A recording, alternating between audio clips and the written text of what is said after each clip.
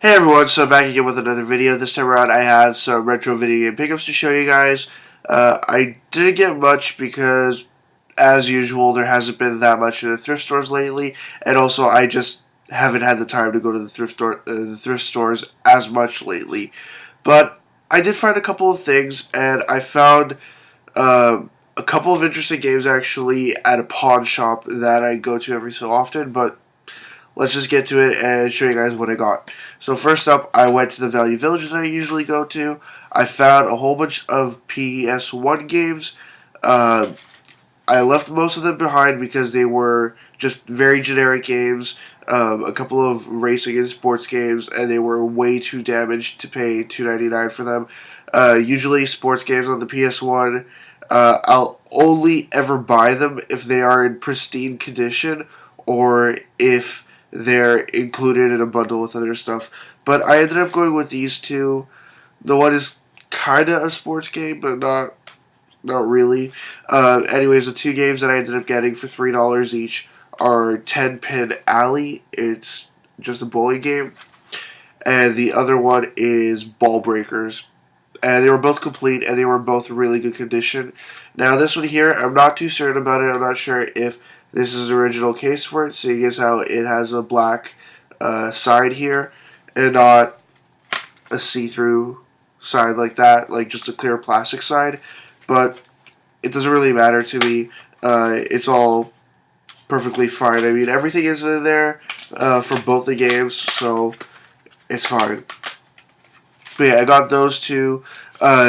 This day, though, when I found these ones, there are also a whole pile of NES and Game Boy Advance games in the display cabinet at the front of the store. But of course, as they've been doing lately, well, for the last several months really, the prices were ridiculous. They wanted prices like $19.99 for The Legend of Zelda and Zelda 2: The Adventure of Link, and other similar sort of well-known but very common games. They were just all priced at like $14.99 to $19.99, and they were all games that I had already, so I just didn't bother with any of them. Uh, but because I gave up, I thought, why not go to the pawn shop that I go to every so often?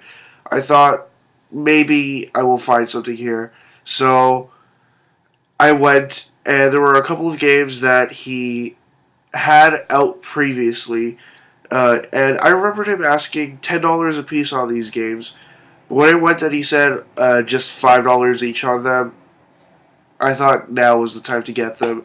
They are sort of a random find to find in a pawn shop like this, considering the majority of his games were all Xbox 360, PS3, a couple of Wii games, like just the generic kind of stuff. And the most noteworthy game that he had out of all of that was Grand Theft Auto 5 for like 30, $40. Um, I was really surprised to find something like this, but uh, I saw them. I was like, I have to get these. Definitely have to get these, especially if they were going to be the right price. And for $5, I thought, why not? It would probably cost me more than that to buy these on eBay. They are Japanese Super Famicom games, that is, Super Nintendo games. And they are all actually Sailor Moon games.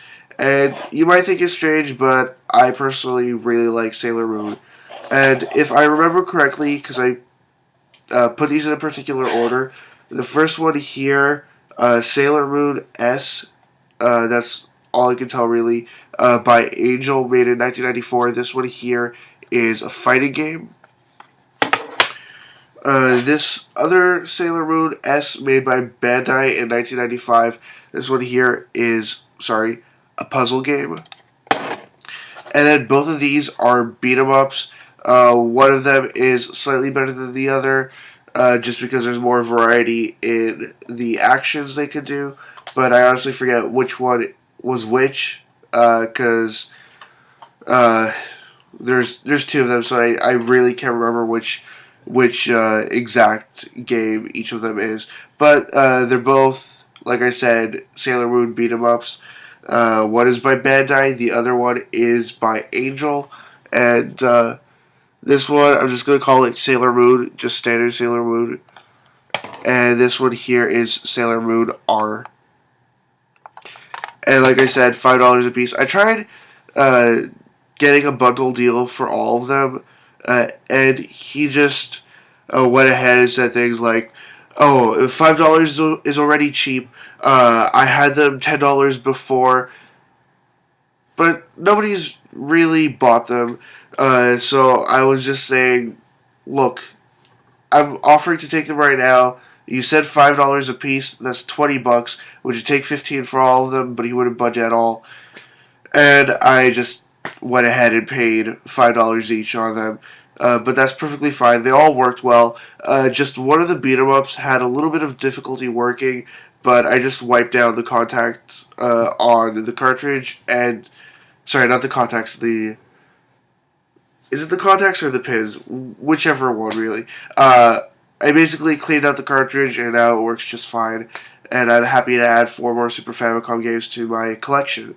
Anyways, that's all I got. As always, leave comments in the comment section below. Anything you'd like to say, comments, questions, suggestions, ideas, anything at all, and I'll get back to you as soon as I possibly can. Also, check out my 300 subscribers contest. It's still going on. Enter if you'd like. The video for the contest is linked in the description below. Also linked in the description below is my Facebook, Twitter, and website. Check them out if you'd like. And that's it, really. Still getting over a cold here, but I'm out. See ya.